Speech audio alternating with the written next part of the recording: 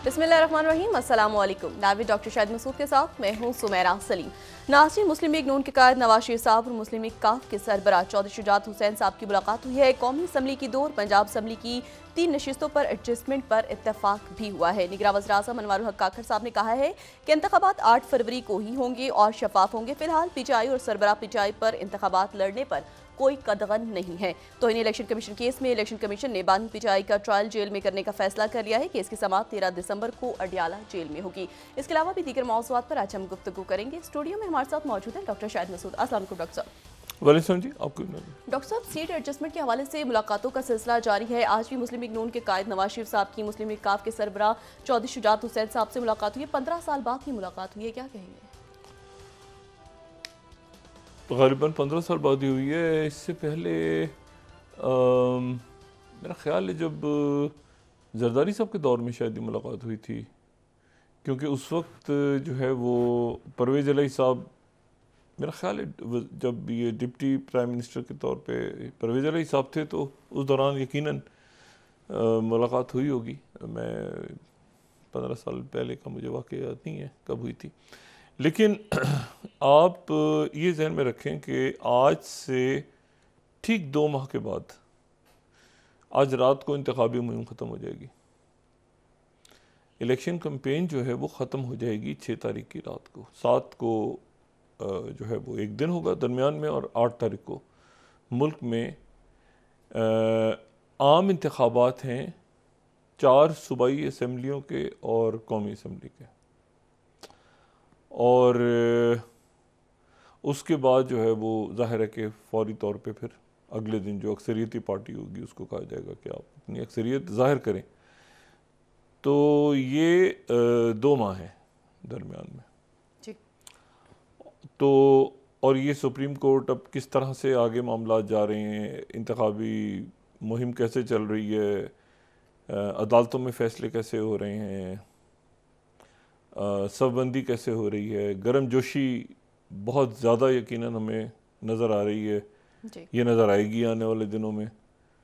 लेकिन ये है कि 2 माह है, ठीक है। तो अब इंतखाबी मुहिम में ये तो ज़ाहिर है कि अभी मुलाकातें और ये सारे मामला तो चल रहे हैं, लेकिन 2 महीने के बाद इस मुल्क में आम इंतखाबात हैं, और ये आम इंतखाबात शायद पाकिस्तान की तारीख़ के सबसे अहम, यानी बहुत ये एक पूरा जो मंजरनामा है अगले कई सालों का, वो इन इंतखाबात के नतीजे में हमारे सामने आएगा, या जो भी नई हुकूमत होगी। तो ये जो है जहन में रहे।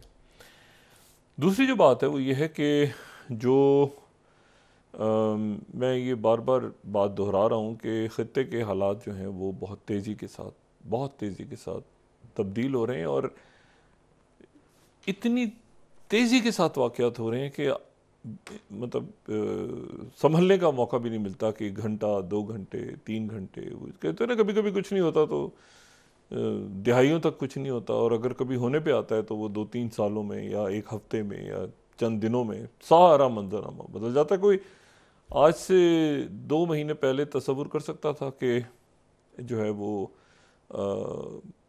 ये जो कुछ गज़ा में हो रहा है वो होगा। तो अब देखें ना, 7 अक्टूबर से नवंबर और कल 7 दिसंबर है, और 7 दिसंबर जो है, 7 दिसंबर के दिन फॉरेन अफेयर्स जो है वो ये फॉरेन अफेयर्स जो है, ये मेरा ख्याल है कि शायद जो सबसे मुस्तनद, मतलब फॉरेन पॉलिसी को भी हम कहते हैं, फॉरेन अफेयर्स को भी कहते हैं, लेकिन फॉरेन अफेयर्स जो है वो बहरहाल शायद फॉरेन पॉलिसी से ज़्यादा मोतबर समझा जाता है। काउंसिल फॉरेन रिलेशंस के साथ भी इनके ताल्लुक़ हैं। इनका जो आज का मजमून है वो ये है कि Israel's failed bombing campaign in Gaza. अच्छा, और collective punishment won't defeat Hamas. शिकस्त हुई है बुरी तरह से, ये फेल हो गई पूरी कैंपेन।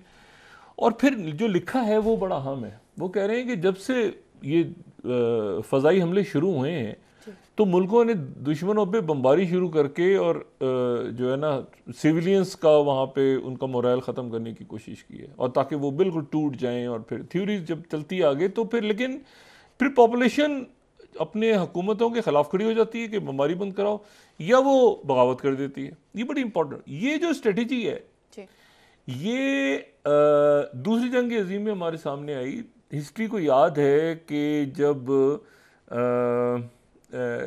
हैम्बर्ग में 40,000 लोग वहाँ पे मारे गए थे, और दरमशद में 12,000, और दरदज़ में 25,000। अब गज़ा जो है बकौल फॉरेन अफेयर्स के, उन्होंने इस फहरिस्त में अपना नाम लिखवाया है, और इसराइली वज़ीर आज़म ने अपने आप को जो अलाइस की जंग थी इत्तेहादियों की वर्ल्ड वॉर 2 में, उसके साथ लिंक कर दी है। और ये डिनाई किया है कि इसराइल जो है वो किसी कलेक्टिव मजमूई तौर पे शिकस्त नहीं दे रहा था। और उन्होंने एक रॉयल एयरफोर्स को स्ट्राइकिंग टारगेट गस्तापो हेडक्वार्टर की तरफ जो है वो किया, जिसमें गस्तापो ने वहाँ पे मार दिया था बच्चों को। और जर्मनी में जब ये बॉम्बिंग हुई थी 1942 के शुरू में, तो एक हंगामा खड़ा हो गया था। सिविलियन जो है दूसरे के साथ लड़ रहे थे, और 58 जर्मन शहरों पे बमबारी हुई थी जंग ख़त्म होने तक। लेकिन कभी ऐसा नहीं हुआ था कि सिविलियन मोरल भी ख़त्म हो, या ये है कि अपराइजिंग बगावत खड़ी हो जाए हिटलर के ख़िलाफ़। ऐसा कभी भी नहीं हुआ जर्मनी में। डिस्पाइट द कॉन्फिडेंट प्रेडिक्शन, मतलब इत्तेहादियों को यकीन था कि हिटलर के ख़िलाफ़ जर्मन्स खड़े हो जाएंगे, लेकिन जर्मन्स नहीं खड़े हुए हिटलर के ख़िलाफ़। इंडीड द कैंपेन जो है उसने इनकरेज किया जर्मन्स को harder for fear of draconian post war peace. यानी अब वो ये कह रहे हैं कि जी ये बिल्कुल उसी तरह से हुआ है जो, मतलब इस बमबारी का ये होता है कि शायद मोरल वगैरह ख़त्म हो जाता है, लोग कहते हैं कि क्या जंग में छेड़ दी है, अपने बगावत कर देते हैं। वो ऐसा नहीं हुआ। और फॉरेन पॉलिसी ने आज एक आप समझें, फॉरेन अफेयर्स ने आज एक फ़ैसला सुनाया है कि जी ये बॉम्बिंग की कैंपेन हो गई है फेल, और उसके नतीजे में कुछ 17,500 लोग शहीद हो चुके हैं अभी तक। अच्छा, अब जो है वो किसी और अंदाज में अब आपको ये जो शहादतें हैं, अब ये या तो ज़ख्मी दम तोड़ रहे हैं, या ये है कि जो बीमारियां वगैरह वहाँ फैल रही हैं। लेकिन बहुत मैसिव वहाँ पे बमबारी इसलिए नहीं हो रही कि अब घर का लड़ाई हो रही है, गलियों में लड़ाई हो रही है। और शुमाली गज़ा में तो इसराइल की फ़ौज जाते हुए थोड़ा सा घबरा इसलिए रही है कि आज उन्होंने लेबनान के एक फ़ौजी को मार दिया, शहीद कर दिया। और फ़ौजी को यानी प्रॉपर यूनिफॉर्म्ड, हिजबुल्लाह की बात नहीं कर रहा, लेबनान आर्मी की चेक पोस्ट पर अटैक हुआ। और बहुत कम ऐसा होता है कि इसराइल माफ़ी मांगे सरकारी तौर पे। तो इसराइल ने आज जो है वो माफ़ी मांगी है बाकायदा, और बड़ा रेयर है, ठीक है। और ये 11वीं स्लाइड में दिखा रहा हूँ, बहुत रेयर है कि इसराइली डिफेंस फोर्सेस जो हैं वो माफ़ी मांगें कि हमसे लेबनान का एक फ़ौजी जो है वो शहीद हमने कर दिया, लेकिन लेबनान अभी खामोश है, उनके एक फ़ौजी को शहीद किया। अच्छा, गलियों में लड़ाई हो रही है अब चूँकि गलियों में खान यूनस, अस्पतालों में आगे पीछे दाएं बाएं, तो वो वहाँ से अब जो एक था ना कि 1,500 400 स्ट्राइक्स हो गई, क्योंकि उसके नतीजे में अपने लोगों पे स्ट्राइक चूँकि हुई हैं, तो एक मामला बड़ा ख़राब हो गया। आज भी इसराइल की तरफ से कहा गया है कि हमारे 3 मज़ीद फ़ौजी मारे गए हैं। कुछ 100 के लगभग सरकारी तौर पे हो गया ऐलान कि ये तब से लेके अब तक। लेकिन जो हमास के लोग हैं वो कह रहे हैं कि हमने मज़ीद लोगों को, इनके फ़ौजी जो आए थे अंदर, उनको पकड़ लिए।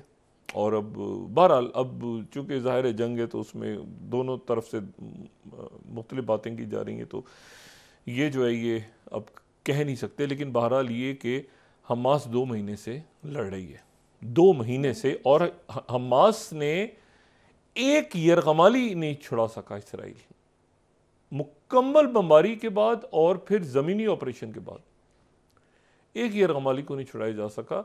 और ये जो है ये अब मामला जो है वो अभी हिजबुल्लाह की ज़रूरत नहीं पड़ी। मैंने आपसे कहा था ना कि हिजबुल्लाह की तरफ से ये मैसेज आया था कि जब हमारी ज़रूरत पड़ेगी, हमास तो हमें इशारा होगा तो हम वहाँ से, उनको ज़रूरत ही नहीं पड़ी। 2 महीने तक हमास और फ़लस्तीनी गज़ा में जाने देते रहे और लड़ते रहे, और एक भी यरगमाली को इसराइल की फ़ौज छुड़ा नहीं सकी। अच्छा, अब ये तो मामला हो गया है बड़ा अजब सा, और मुझे ये नहीं पता कि ज़ेलेंस्की को मुकम्मल तौर पे बस के नीचे फेंक दिया है बाइडेन इंतज़ामिया ने, या थोड़ा सा प्रेसिडेंट ज़ेलेंस्की जो है वो थ्रोन अंडर द बस वाला, उसके मैं हिसाब से ये बात कर रहा हूँ, या ये है कि अभी कोई ज़ेलेंस्की के लिए कोई उम्मीद की किरण बाकी है। क्योंकि कल जो है ज़ेलेंस्की को ख़िताब करना था, और ख़िताब करना था वहाँ पे सेनेटर से, और ख़िताब उनको नहीं करने दिया गया। ठीक है, और ज़ेलेंस्की को ख़िताब नहीं करने दिया गया, और ज़ेलेंस्की जो हैं वो अब उनके अंदर जो है, उनके जो आर्मी चीफ़ हैं यूक्रेन के जो आर्मी चीफ़ हैं, उनका नाम है जनरल ज़ुलुन्स्ने, माज़रत मैं अगर इसको गलत प्रोनाउंस करूं, तो ये मतलब दो जीज़ हैं, ठीक है ना, ज़ेलेंस्की और ज़ुलुन्स्ने। अब मैं 29 स्लाइड को यहाँ पे कोट कर रहा हूँ कि इनकी आपस में लड़ाई हो गई, आर्मी चीफ़ की और ज़ेलेंस्की की, और ये 29 स्लाइड है, और ये जो है ये इनकी आपस में लड़ाई हो गई है। ज़ेलेंस्की ने कम्युनिकेशन ब्लॉक कर दी है रीजनल गवर्नर्स और अपने जो उनके फ़ौज के सरबरा। इकोनॉमिस्ट जो है वो ये कह रहा है कि Russia is poised to take advantage of political splits in Ukraine. और 28वीं स्लाइड, न्यूयॉर्क टाइम्स ये कह रहा है कि ज़ेलेंस्की ने रिबक की है अपने टॉप जनरल को, signals rift in Ukrainian leadership.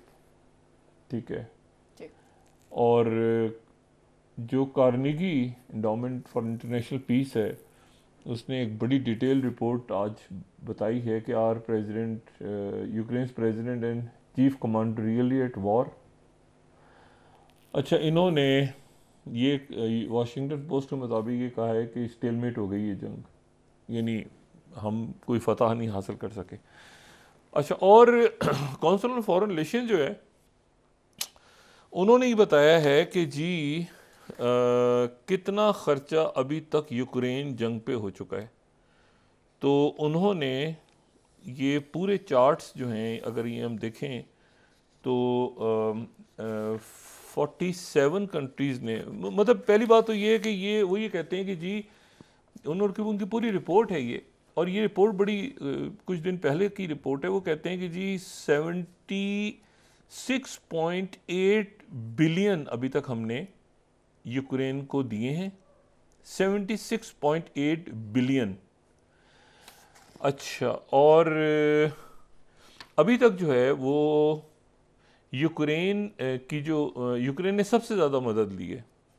सबसे ज़्यादा अगर किसी ने मदद ली है तो यूक्रेन ने ली है, इसराइल से भी ज़्यादा, 76.8 बिलियन। आज तक किसी मुल्क को अच्छा, मतलब दूसरी जंग अजीम के बाद जो है ना, वो जो इनके ट्रूमन के बाद, तो मेरा ख्याल है यूरोप के मार्शल प्लान के बाद तो यूरोप को मदद, मेरा नहीं ख्याल कि उसके बाद यूरोप को कभी इतनी ज़्यादा मदद दी गई हो जितनी यूक्रेन को दी गई है। तो लेकिन उसके बाद जो है वो अब ये जंग अगर हार रहे हैं। अच्छा, कांग्रेस से कहा था, जो सेकंड स्लाइड है, 105 बिलियन का कुछ दिन पहले यूक्रेन, इसराइल और बॉर्डर के जो इश्यूज और ताइवान और ये सारे 105 बिलियन जो सेकंड स्लाइड है, लेकिन वो पैसे रुक गए हैं अंदर उनके। अमेरिका के अंदर भी देखें, इतना पैसा तो जंगों पे नहीं लग सकता ना। वहाँ पर अच्छा खासा इस वक्त एक प्रॉब्लम है, एक माशी बहरान पूरी दुनिया में आ रहा है, और वो जाहिर है कि अमेरिका भी उसकी जद में आएगा। मैंने कल भी बात की थी, मैं आज दोबारा कर रहा हूँ बात कि ये आने वाले चंद महीने हैं और साल जो है 2024, ये कोई दुनिया के लिए बहुत अच्छी खबरें लेके, अल्लाह ताला खैर करे। लेकिन देखें ना, चंद रोज़ रह गए हैं, 3 हफ्तों के बाद साल ख़त्म हो रहा है, तो ये दो जंगों के साथ ये साल ख़त्म हो रहा है और जंगों के भी कई महाज हैं। यानी वो जो जंग है वो सिर्फ गज़ा में नहीं हो रही बल्कि कई जगहों पे हो रही है और इतनी सारी लाशें और मैयतें और बच्चे और उसके तो इसमें कौन सा नया साल और कैसी खुशियाँ और फिर उसके बाद बहरान और यूरोप का क्या बनेगा अगर यूक्रेन हार जाता है, नेटो का क्या फ्यूचर है और अगर जेलेंस्की को बिल्कुल ही डंप कर दिया है, अमेरिका पैसे ही नहीं दे रहा उनको और वहाँ पे जो उनकी जो सेक्रेटरी हैं, जो उनकी ट्रेजरी सेक्रेटरी हैं, उन्होंने कहा है कि यूएस जिम्मेदार हो। राइटर्स की खबर है 22वीं स्लाइड। येलन जो हैं, येलन ने जो हैं उन्होंने ट्रेजरी सेक्रेटरी ने कहा है कि अमेरिका जिम्मेदार होगा यूक्रेन की डिफीट का अगर पैसे कांग्रेस ने नहीं पास किए। कांग्रेस नहीं दे रहा पैसे, ठीक है, वो खिताब ही नहीं कर सके तो मसला। और इसी को फिर वहाँ के जो 23वीं स्लाइड है कीव इंडिपेंडेंट ने लिखा है US will be responsible for Ukraine defeat if aid bill is not passed. मतलब डिफीट जो है वो, और देखें 33 ट्रिलियन ये अगर ये प्रॉब्लम देखें ना, न्यूयॉर्क टाइम्स अमेरिका का प्रॉब्लम देखें, यूएस नेशनल डेट जो है इस वक्त वो 33 ट्रिलियन डॉलर्स हो चुका है फर्स्ट टाइम। 43 ट्रिलियन डॉलर्स का खसारा है अमेरिका को, खसारा। इसमें यूक्रेन को पैसे दें, इसमें मिडिल ईस्ट में क्या करेंगे, इसमें क्या, तो वो अब मैं इसके बारे में क्या कह सकता हूँ। तो ये दो जंगें ऐसे ही छेड़ी बाइडेन साहब ने। एक जंग ख़त्म की अफ़गानिस्तान से, वो भी अजब अंदाज में ख़त्म की, और वो जो है वो दो जंगें छेड़ दी।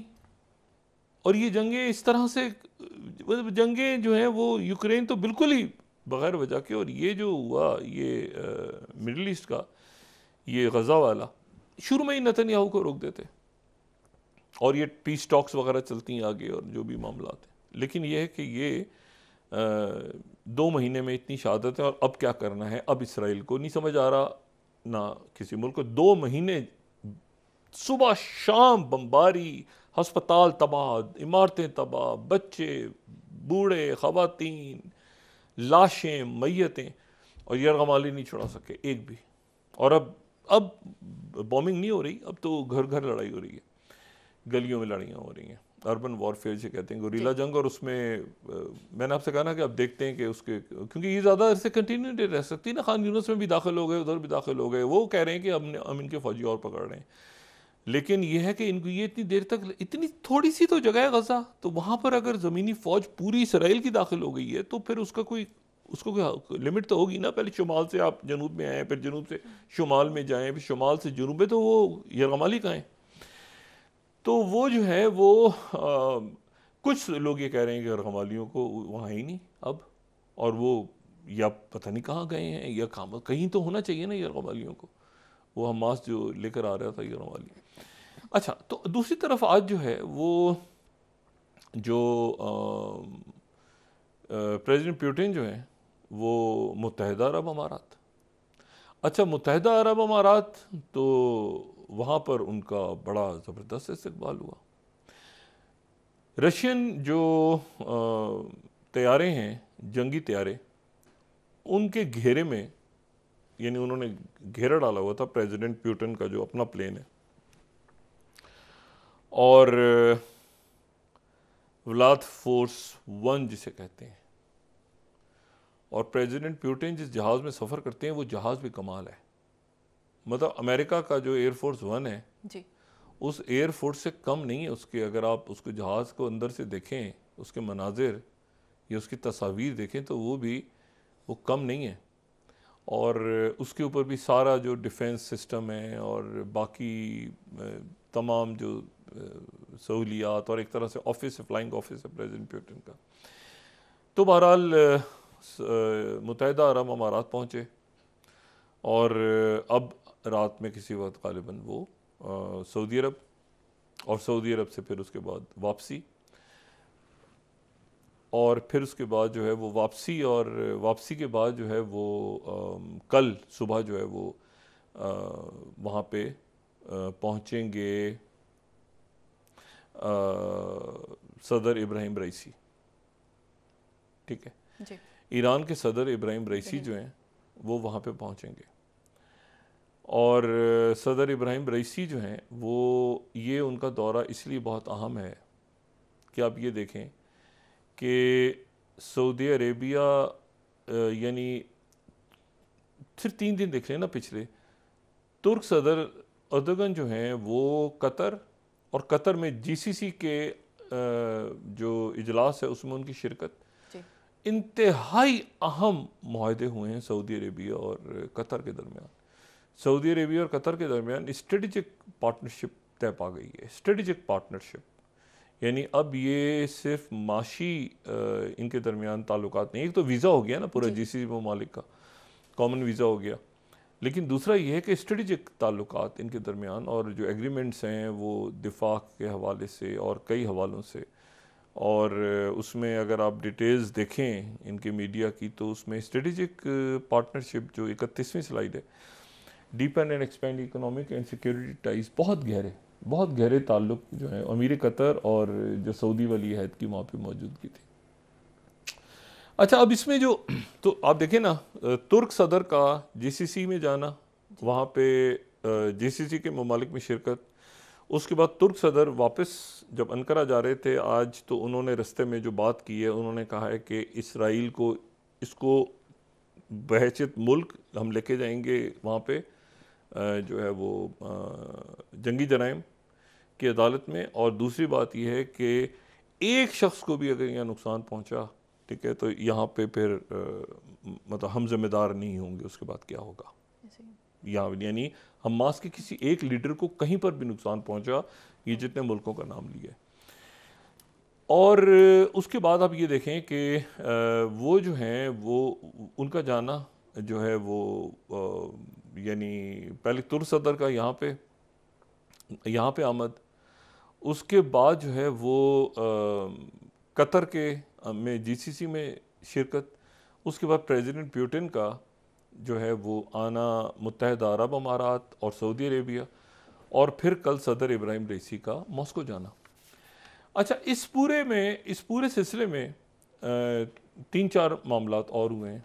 एक तो ये हुआ है कि ये यूक्रेन की जंग ख़त्म अगर होती है तो ये, और इस तरह से अगर होता है ना, तो ये यूरोप के ऊपर बहुत इसका असर पड़ेगा, और ये मेरे ख्याल से कि प्रेसिडेंट बाइडेन को इसको बड़े तरीके से इसको जंग को ख़त्म करना चाहिए था। ये जो ओपन एंडेड है ना कि एकदम से वो लड़ाई होगी, खाना जंगी हो गई उनके आपस में, जनरल्स लड़ पड़े, और ये मतलब ये कुछ अजीब सा मामला हो गया। और ये पोलैंड पे, बाकी मुल्कों पे बड़ा प्रेशर है पूरे यूरोप पे, उनकी गैस नॉर्थ स्ट्रीम 2 भी उड़ा दी, उनके सारे मामलात ख़राब हो गए।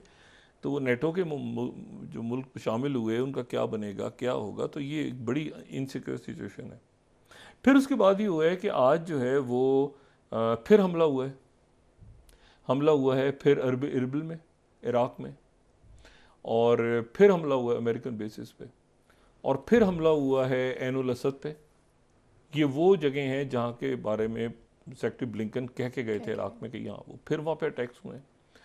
और अभी थोड़ी देर पहले खबर ही आ रही है कि बहर हमर में एक फिर ब्लास्ट हुए हैं, और हुतीज़ ने वहाँ पे जो है वो शायद फिर किसी बरतानिया की रजिस्टर्ड कंपनी है वहाँ के किसी जहाज़ के ऊपर रॉकेट दागे हैं, लेकिन साथ ही उन्होंने इलात के ऊपर रॉकेटों की बारिश हो रही है अब, और साथ ही मुख्तलिफ जो बंदरगाहें वहाँ पे हुतीज़ ने अपने अटैक शुरू कर दिए हैं। सऊदी अरेबिया ने अमेरिका से कहा है कि आप हुतीज़ के ख़िलाफ़ कार्रवाई नहीं करेंगे, यमन में रिस्ट्रेन शो करें, और उसकी वजह ये कि यमन का अगर अमन ख़राब हो गया इन मौजूदा हालात में, एक तो ये कि जो सूरत हाल बनी हुई है, और ज़ाहिर है कि चाइना दरमियान में आया था जिसकी वजह से ईरान सऊदी अरब के ताल्लुकात बेहतर हुए, यमन की जंग रुकी, यमन के, तो यमन से आप दूर रहें। ये बड़ा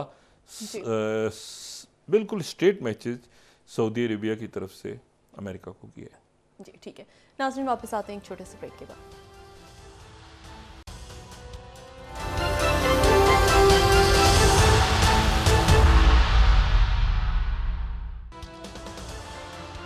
वेलकम बैक नाज़रीन। तो डॉक्टर साहब आप ये कह रहे हैं कि 2 महीने में सियासी सरगर्मियां मज़ीद तेज़ हो जाएंगी? 2 महीनों में सियासी सरगर्मियां तेज़ होकर ख़त्म भी हो जाएंगी, इलेक्शंस होंगे 2 महीने के बाद। तो इस वक्त आज ख़त्म हो जाएंगी रात 12 बजे तक, यानी फरवरी, अगर 8 फरवरी को इलेक्शन जैसे होने जा रहा है, तो उससे पहले सब बंदियाँ भी होनी है, जलसे भी होने, सब कुछ होना है, और ये जंगें और ये मामलात और इस्तेकाम मुल्क के अंदर, रियासत की सिक्योरिटी, बाकी सारे इश्यूज़, मेरे ख्याल से तो वो अहमियत है। इलेक्शंस भी बहुत आम है मुल्क में, एक स्टेबिलिटी तो ज़रूरी है ना। अदम इस्तेकाम में तो हम नहीं रह सकते। इतना बहुत ज़्यादा वैसे इस वक्त अदम इस्तेकाम अगर देखा जाए तो है भी नहीं जी। मतलब एक परेशान है लोग, लेकिन बहरहाल एक सियासी सेटअप का आना तो ज़रूरी है आइन के मुताबिक। तो ये अब कैसे आता है और क्या उसकी शक्ल सूरत बनती है, वो 2 महीने रह गए। मैं जो बात कह रहा था ना यूक्रेन की जंग के हवाले से, यूक्रेन को जो अमेरिका बात कर रहा है ना, काउंसिल फॉरेन रिलेशंस, देखें ये यूक्रेन की जंग अपने साथ बहुत कुछ, अगर ये जंग यहाँ पे ख़त्म इस तरह से ख़त्म होती है ना कि प्रेसिडेंट बाइडेन ने कहा कि जी वो कांग्रेस में नहीं पास हो रही, वो आपस में लड़ाई हो गई, इसके बहुत मतलब देखिए ना कोई इस वक्त हमास और इसराइल के दरमियान जंग बंदी, तो मुझे बताएं यूक्रेन और वहाँ पर फिर चाइना आएगा, चाइना ही आएगा ना, और तो कोई यूरोप का मुल्क नहीं करवा सकता, सुलह अक़वाम मुत्तहिदा नहीं करवा सकता, कोई नहीं करवा सकता, या सऊदी अरेबिया आएगा जिन्होंने यूक्रेन के ऊपर एक बहुत बड़ी कॉन्फ्रेंस की थी, या चाइना आएगा। तो अब इसमें जो है ये अगर आप ये देखें ना, वो जो बात कर रहे हैं अमेरिकन, तो वो साथ ही ये कह रहे हैं कि सारा पैसा हमारे पास आ गया। वो कह रहे हैं कि 2022 में how US aid to Ukraine compares historically, तो वो ये कह रहे हैं कि जी 2022 में इतनी दी, और उससे पहले 79 में इसराइल को हमने दिए थे, और वो तो बहुत थोड़े से पैसे दिए थे। तो ये तो जो है इसको अगर देखा जाए तो ये तो बिल्कुल बहुत पैसे दिए, ये काउंसिल ऑफ फॉरेन रिलेशंस की जो मैं रिपोर्ट बता रहा हूँ, यानी वो ये कह रहे हैं कि जी इतने पैसे हमने दिए हैं यूक्रेन को एक साल में, जितने इससे पहले फिर लैटिन अमेरिका में 1964 में दिए थे, फिर पाकिस्तान को, अच्छा पाकिस्तान चौथे नंबर पे वैसे हुआ, ये 1962 में, फिर ताइवान को दिए थे 1960 में, तो उससे तो कहीं ज़्यादा जो है वो इन्होंने कह रहे हैं यूक्रेन को दिए। और फिर उसके बाद ये जो है अगर आप इसको दूसरी इनकी वो देखें कि Ukraine towers over other recipients US add, तो यहाँ पर भी आप देखें तो ये यूक्रेन 76.8 बिलियन पे, कहाँ यूक्रेन, कहाँ इसराइल, जॉर्डन, अफगानिस्तान इवन देखिए कहाँ खड़ा है, यानी अफगानिस्तान पे कितने पैसे दिए उसको आप देखें, और आप ज़रा देखें ये यूक्रेन के साथ क्या हो, ये इतना कोई मैसिव या तो करप्शन हुई है या पैसा खाया है, ये क्या किया खुदा जाने। इजिप्ट को देखें, यमन को देखें, आप इसराइल को देखें, इसराइल को तो खैर वो ये जंग से पहले के फिगर है, मगर यूक्रेन को जो पैसे दिए इन्होंने, तो वो यूक्रेन उसके नतीजे में क्या हुआ है, मतलब वेपन्स गए, और फिर कह रहे हैं 45 मुल्कों ने, उसमें एक मैप भी है अगर हमारी प्रोडक्शन टीम से दिया, 47 countries have provided military aid to Ukraine, 47 countries, यानी उसमें यूरोप के मुल्क भी हैं, उसमें जो है वो कनाडा भी है, उसमें ऑस्ट्रेलिया, न्यूजीलैंड भी नजर, सब ने दिए पैसे, और एड, मिलिट्री एड भी दी है, मिलिट्री एड। तो ये मुझे बताएं उसके नतीजे में फिर ये क्या हुआ है, नतीजे में क्या हुआ है वो ब्लूमबर्ग बता रहा है। ब्लूमबर्ग की जो 20वीं स्लाइड है वो बता रही है कि हाउ रशिया ने इस पूरे अरसे में पाबंदियों के बाद 11 बिलियन डॉलर्स उन्होंने कमा लिए। Moscow's monetary income from oil export is greater now than before the invasion of Ukraine. ये पाबंदियों का नतीजा ये निकला है कि उनका पैसे, उनकी मजीद आमदनी हुई है ऑयल से। ये पाबंदियों का फ़ायदा या नुकसान, ये जो पाबंदियां थी उनका ये नुकसान हुआ है। जो मैंने आपसे बात की है ना कि सऊदी अरेबिया, देखें सऊदी अरेबिया अमेरिका से कह रहा है कि हुतीस को कुछ ना कहो जी। इस खबर की अगर गहराई सोचें ना आपकी, किस तरह से दुनिया, तो हुतीस, सऊदी अरेबिया अमेरिका को कह रहा है, अमेरिका वो जो कि दरमियान में आ गया था उसके, क्या आप दूर रहे हुतीस के साथ दरमियान में ना, ये राइटर्स को मैं कोट कर रहा हूँ, ये खबर बहुत बड़ी खबर है। मैंने आपसे कहा ना कि इन खबरों की डेप्थ में जाके सोचेंगे ना कि सऊदी अरेबिया अमेरिका से कह रहा है कि हुतीस को हाथ नहीं लगाना, दूर रहो। अब जो लोग पिछले 8-10 सालों में देखते रहे हैं यमन की जंग को, या सऊदी अरेबिया, यूएई, ईरान, ये हैरान कुन बात है कि वो जो वहाँ से उनके नुमाइंदे आए थे, उनको सऊदी अरेबिया ने कहा कि आप ये यहाँ से ये बेड़े वेड़े और ये जो बहरी बेड़े और ये ख्याल रखें, बाहर करते रहें, यमन की तरफ रिस्ट्रेन शो करें। और मैसेज कौन दे रहा है? Saudi Arabia. और जो मैंने आपसे बात की ना कि ये इतनी तेजी के ये एक पूरी दुनिया, जो ग्लोबल साउथ भी आ गया, बोलीविया भी आ रहा है ब्रिक्स में, ये बाकी मुल्क भी आ रहे हैं, ईरान भी आ रहा है, ये साथ, और उसके साथ एक और बहुत बड़ा इत्तेहाद, इस मुझे नहीं पता उस इत्तेहाद का हम क्या नाम देंगे, लेकिन उसमें ग्लोबल साउथ भी है, उसमें ईरान भी है, उसमें कतर भी है, उसमें जो है वो यूरोप के बहुत सारे मुल्क। ये गजा ने एक नया जो है ना एक नया ब्लॉक बना दिया जिसका कोई नाम नहीं है, लेकिन उसको वो एक बहुत बड़ी तादाद में, बाइडन वो कह रहे हैं कि मैं तो इसलिए इलेक्शन लड़ूंगा कि जी वो अगर ट्रंप लड़ेगा तो मैं लड़ूंगा, ट्रंप नहीं लड़ेगा तो मैं भी नहीं लड़ूंगा, मैं तो ट्रंप की वजह से लड़ूंगा। मतलब एक अजीब सी वहाँ पे जो है ना वो बददिली सी है। और ये दो जंगें जो हैं इनको नहीं छेड़नी चाहिए थी, मतलब एक जंग तो बिल्कुल ही नहीं छेड़नी चाहिए थी ना, दूसरा तो चले हो गया तो उसको शुरू में नेतन्याहू को रोकते कि इस कत्लेआम से रोको, और 2 महीने के बाद कह रहे हैं कि जी वहाँ पर जो है ये बॉम्बिंग फेल हो गई है, यानी शहीद करके लोगों को, बच्चों को ख़त्म कर दिया वहाँ पे लोगों को, और कह रहे हैं उसके बाद फॉरेन अफेयर्स दिख रहा है कि ये बॉम्बिंग फेल हो गई है। उसी तरह जिस तरह हिटलर के खिलाफ उनके लोग खड़े नहीं हुए थे, इसी तरह यहाँ मतलब अजीब किस्म की ये बात है। और इसका आप देखिए, अच्छा चाइना बिल्कुल साइड पे, चाइना बिल्कुल साइड पे इस पूरे यूरोप के मामले से भी। और लेकिन सऊदी अरेबिया ने आज एक बहुत इंपॉर्टेंट एग्रीमेंट हुआ है सऊदी अरेबिया का, और उस सऊदी अरेबिया का एग्रीमेंट हुआ है बांग्लादेश की एक जो है वो बड़ी बंदरगाह को अब सऊदी अरेबिया देखेगा। लेकिन ये खबर जो है ये बड़े मज़ेदार से अंदाज में जो 32nd स्लाइड है, ये जिंजुआ जो चाइना की जो न्यूज़ एजेंसी है वो कह रही है Saudi company to operate Bangladesh major container terminal.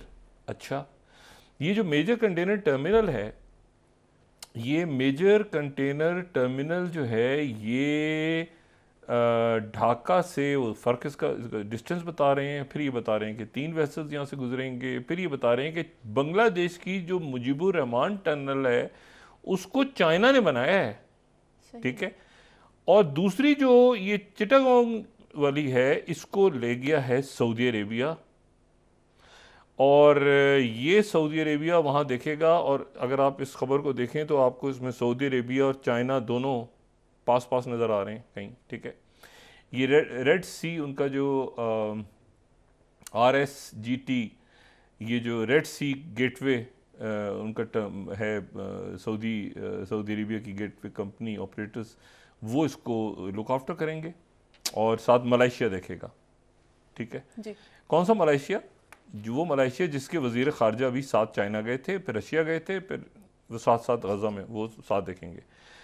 और इसके ऊपर फिर ज़ाहिर है कि वहाँ पर आज जो हसीना वाजिद साहब हैं उन्होंने बड़ी खुशी का इज़हार की है कि ये एक तारीख़ी माहदा हो गया, सऊदी अरेबिया जो है वो पोर्ट देखेगा।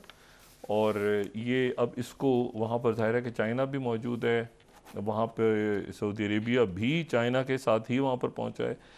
तो ये एक बड़ी तेज़ी के साथ ये मामला सारे बदल रहे हैं। ये बहुत जल्द मुझे ये नहीं पता कि यूरोप के ऊपर क्या इसका असर पड़ेगा। यूरोप में मेरा ख्याल है कि रशिया शायद, और उम्मीद भी की जा सकती है कि EU के ममालिक और रशिया के दरमियान, क्योंकि बहुत से ममालिक हैं ना EU के, तो उनके दरमियान एक डायरेक्ट डायलॉग शुरू हो जाएगा, और वो ये जंग इसको रोकेंगे, खुद ही रोकेंगे, खुद ही यूरोप के लोग भी रोकेंगे।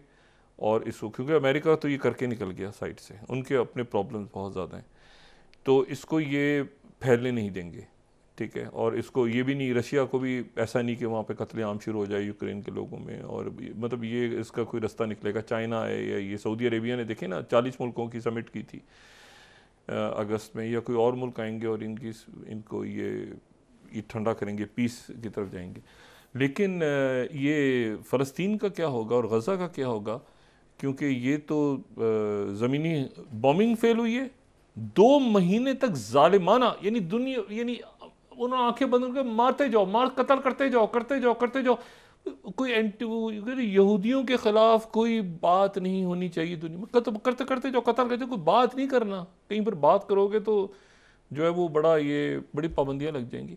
मारते जाओ, कत्ल करते जाओ, शहीद करते जाओ। और ये 2 महीने गुजर गए, 2 महीने के बाद कह रहे हैं बॉम्बिंग फेल हो गई और नेतन्याहू के अगेंस्ट वहाँ पे अदम एतमाद पेश हो रही है।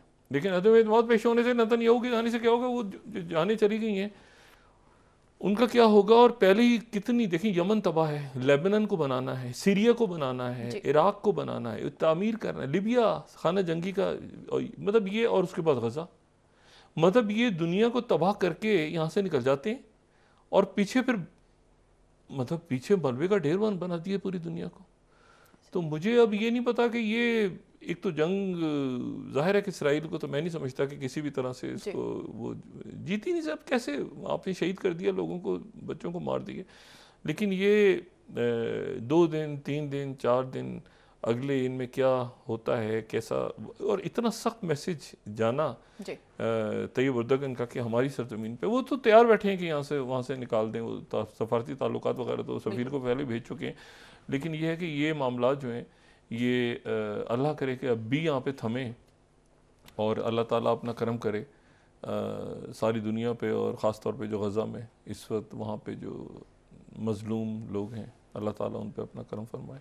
बहुत शुक्रिया डॉक्टर साहब। नाज़रीन, के साथ ही आज का प्रोग्राम अपने इख्तिताम को पहुँचा। मुझे सुमेरा सलीम को दीजिए इजाज़त। अल्लाह ने के बाद जी डॉक्टर साहब, अपना दोस्तों, रिश्तेदारों, मुर्दों, नवाह के लोगों का सब ख्याल रखिएगा। अल्लाह हाफ़िज़।